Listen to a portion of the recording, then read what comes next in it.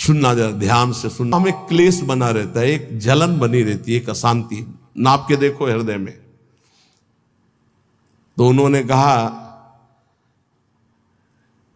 कि राम भजन बिनु सुनहु खगेसा, मिटहि न जीवन केर कलेशा। जैसे पहला ग्रास पाते हैं तो भूख उतनी एक ग्रास की जैसी मिटती है, पर अनुभव में नहीं आती। फिर हम ग्रास पे ग्रास पाते चले जाते हैं, और जब अंतिम ग्रास की स्थिति होती है तब जाके तृप्ति का अनुभव होता है। ऐसे ही उपासक जब पहला भजन शुरू हुआ तो जलन बढ़ती है। ध्यान देना, अगर उसी समय एक कवल पवा करके रोक दिया जाए तो उसको कोई तृप्ति नहीं होगी, और परेशानी ऊपर से चित्त में हो जाएगी कि नहीं पा रहा था तो अच्छा था, अब पा रहा था तो भर पेट पाना। ऐसे ही अभी तक भजन नहीं करके विषयों में डूबे थे तो भूले हुए थे, लेकिन अब भजन शुरू किया तो अब जलन शुरू होगी। इतना नाम जप करो कि पेट भर जाए, तब जाके स्वाद आएगा। जिस दिन से भजन शुरू किया उस दिन से भव रोग नष्ट होना प्रारंभ हो गया। व्यर्थ नहीं जाएगा, पर उस नाम का, अंतिम नाम का, जिस समय भगवत साक्षात्कार होगा उसका इंतजार करते हुए नाम जपते रहो, हर कवल खाते रहो। पेट भर रहा है, फिर जब यहां आओगे तब पता खीर कैसी है, पुआ कैसा है, पकौड़ी कैसी है, कचौड़ी उसका स्वाद तब आएगा जब आपका पेट भरने लगेगा। जन्म जन्म के भूखे हो, इसलिए नाम में स्वाद नहीं आ रहा, बिना स्वाद के पाते रहो, यही तुम्हारी अशांति को नष्ट कर देगा। राम भजन बिनु सुनो खगेसा, मिटहि न जीवन केर कलेश। एक एक श्वास में जो तुम नाम जप कर रहे हो, मानो एक एक ग्रास भोजन कर रहे हो, वो तुष्टि पुष्टि क्षुधा निवृत्ति होती चली जाएगी, पर पता चलेगा तब जब आप पेट भर जाएगा। ऐसे ही जब भजन एकत्रित हो जाएगा तो संसार से वैराग्य स्वरूप का बोध और भगवान से प्रेम तीनों हो जाएंगे, तभी पूरी जलन मिटेगी, जब भगवत साक्षात्कार होगा। महाराज जी तो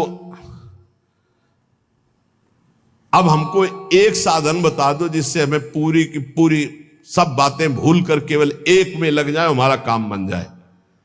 तो कह रहे सुबह से लेकर नींद तक और नींद से लेकर सुबह तक, चेतना से लेकर मृत्यु तक तुम्हारा नाम न छूटे।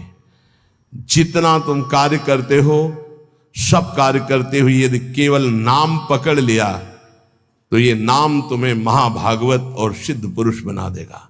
नाम कैसे पकड़ा जाता है? जैसे प्यासे आदमी को खूब अच्छे अच्छे पकवान सामने रख दो, उसे अच्छा नहीं लगेगा, केवल पानी चाहिए, पानी। जैसे भूखे आदमी के पास हीरा जवाहरात दुनिया के सब रख दो, नहीं, भोजन चाहिए, भोजन। ऐसे तुम्हारा नाम में प्रेम हो, उठते बैठते चलते फिरते खाते पीते सब समय नाम नाम नाम, तब तुम्हारे अंदर दिव्यता जागृत हो जाएगी। बाबा, नाम से प्रेम नहीं होता, नाम जपने में मन नहीं लगता, तो तुम जब अपने मन की बुराइयों को पकड़ पाओगे और उनको दूर करोगे तब तुम्हारी नाम में प्रीति होगी। इसीलिए तो कहते हैं कि खूब सत्संग सुनो। जब तक सत्संग नहीं सुनोगे तो तुम्हें पता ही नहीं चलेगा कि तुम्हारी गलतियां क्या क्या हैं, बुराइयां क्या क्या हैं। सत्संग सुनोगे तो सत्संग से दो बात होती है, अपनी बुराइयों का पता चलता है और उनके त्यागने की बलवृत्ति मिलती है सत्संग से। भक्ति स्वतंत्र सकल गुण खानी, बिनु सत्संग ना पावई प्राणी। भक्ति, निरंतर भजन इस समस्त गुणों को प्रकाशित कर देता है, पर बिना सत्संग के शुद्ध भक्ति का जागरण नहीं होता।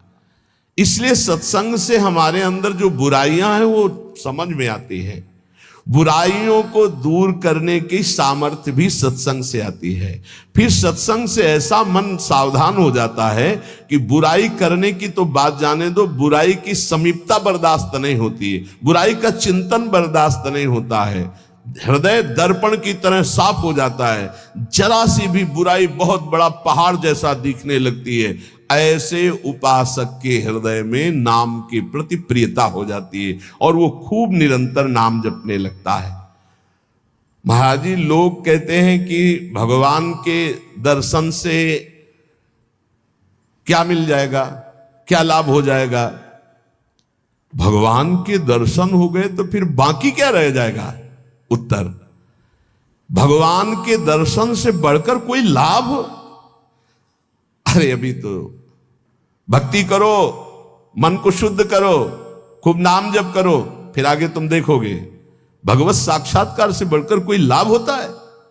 अरे जिसके जानने के बाद कुछ जानना बाकी नहीं रहता, जिसे पाने के बाद कुछ पाना बाकी नहीं रहता, वो भगवान है। उनका साक्षात्कार होने के बाद जो दिव्यता, जो दिव्य आनंद रहता है, उसे कुछ बाकी रहता है। तो हमें क्या करना चाहिए फिर। हम कह तो रहे तुम्हें निरंतर नाम जप करना चाहिए, निरंतर नाम जप करना चाहिए। तो माला से जपें या अंगुलियों से जपें। भाई, नए साधक को गिनती से नाम जप करने में ज्यादा रुचि होती है, इसलिए गिनती पर दृष्टि नए साधक को संख्या पर रखनी चाहिए। ये बहुत अच्छी बात कह रहे हैं। नए साधक को संख्या पर दृष्टि रखनी चाहिए। आज 11 माला किया, फिर और बढ़ाया, फिर और बढ़ाया, फिर और आगे चल करके फिर ऐसा मन हो जाता है कि फिर वो निरंतर जब पकड़ता है तो माला भी अच्छा नहीं लगता। कौन गिनती करे, कौन सुमेरु आई तो पलटे, उधर ध्यान दे या अंदर ध्यान दे, फिर वो स्थिति आती है। बाबा, नाम जपने में जैसे मन भागता है तो क्या करना चाहिए। तो नाम को बार बार लिखे या नामी की मूर्ति सामने बना रख ले, छवि सामने रख ले, उस छवि को बार बार देखता रहे। मनो राधा वल्लभ लाल जी की छवि रख ली, बार बार देख रहे, नाम जप कर रहे, फिर अंदर राधा वल्लभ की छवि देख रहे, फिर नाम जप कर रहे, फिर बाहर देख रहे। मन भागे तो छवि में लगाओ, नाम में लगाओ। बाबा अच्छा बताइए, नाम में प्रीति कैसे हो। शरीर पवित्र रखो, वस्त्र पवित्र रखो, भोजन पवित्र रखो, संग पवित्र रखो, तो विचार पवित्र होंगे। विचार पवित्र होगा तो फिर ये समझ में आ जाएगा कि नाम के बराबर कोई साधना नहीं है। नाम जपने के बराबर कोई साधना नहीं। जो नाम जप करता है उसके लौकिक और पारलौकिक सारी कामनाएं पूर्ण हो जाती हैं और उसको मोक्ष पदवी मिल जाती है। यदि मोक्ष नहीं चाहता तो उसे प्रेम प्राप्त हो जाता है। देखो, जैसे सूर्य नारायण उदय होते ही अंधकार नष्ट हो जाता है, ऐसे नाम का प्रकाश होते ही अज्ञान अंधकार नष्ट हो जाता है। पर ये उन्हीं का होता है जिनकी पवित्र दिनचर्या होती है। ऐसे ही भक्ति वीडियो देखने के लिए आप मेरे चैनल को सब्सक्राइब, लाइक और शेयर करें।